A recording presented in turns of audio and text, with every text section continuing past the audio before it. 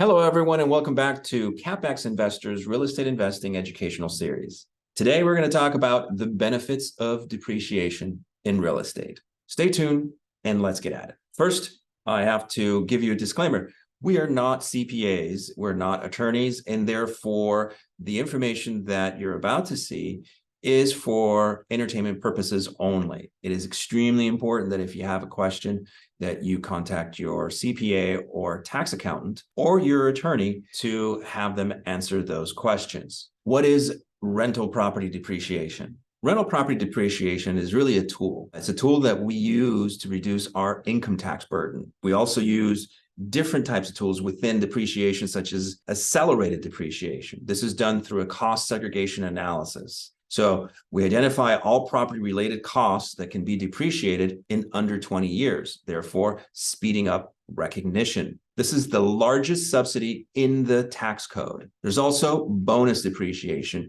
This was part of the Tax Cuts and Jobs Act of 2017. However, the bonus depreciation is due to sunset in 2026. Which properties are depreciable?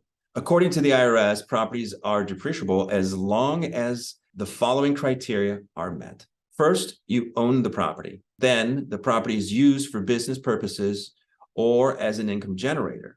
The property has definable use life, meaning that it naturally wears out over time. For example, the IRS has determined that most residential structures have a useful life of 27 and a half years. The useful life of the property is more than 1 year.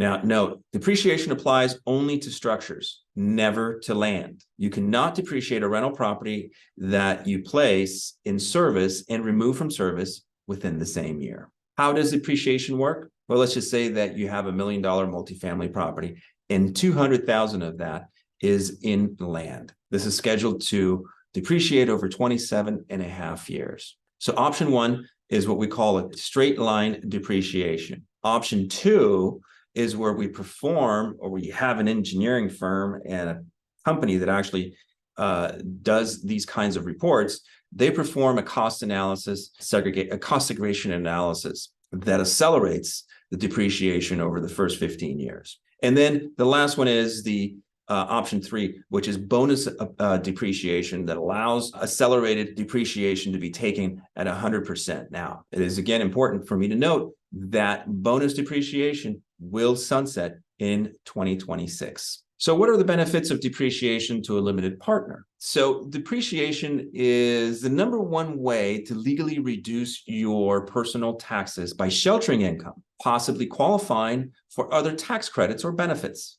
Personal taxes, as far as we all have the same issues. Personal taxes are your largest expense. Every money that is spent on tax is money you can't invest. Depreciation allows you to accelerate the time value of money. Passive losses in a syndication pass through to you, and passive losses from one asset can be used against past gains on another asset. So again, what are additional benefits of depreciation to a limited partner? Well, one of the things, like I mentioned before, is we can do a cost segregation study, which will dissect the purchase or construction price of a property that would normally be depreciated over 27 and a half years. This identifies all property-related costs that can be depreciated over 5, 7, and 15 years. So this is an additional tool to accelerate and increase the depreciation in a shorter period of time. So what are the considerations in depreciation? Depreciation is like a partnership with the IRS. When you sell, you're going to be subject to recapture, also capital gains. With recapture, the gain received from the sale that is reported as income, tax on the amount of depreciation is taken. On capital gains, when the asset is sold, the partnership is terminated, and equity and gains are generally distributed at that time. The profit portion of that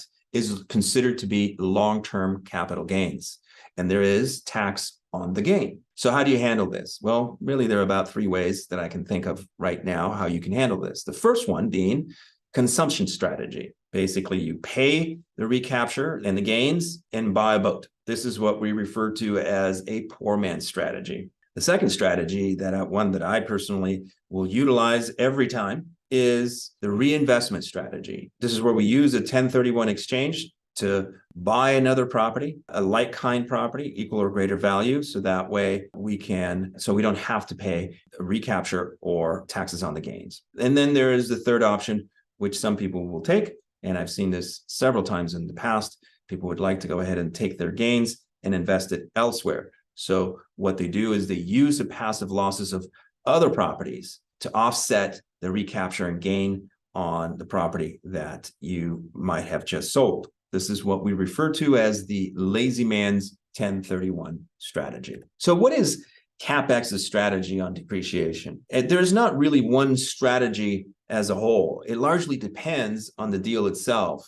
Each deal has a business plan and a goal and a predetermined exit strategy. Our strategy will change based on different factors, such as predetermined hold time, operational expenses, etc. So if you'd like to learn more about passive investing in multifamily real estate, give me a call at 310-496-4900. You can also check us out on the web at www.capexinvestor.com, or you can email directly at diego@cbancorp.com. So I look forward to seeing you on the road to financial freedom, and thank you for watching.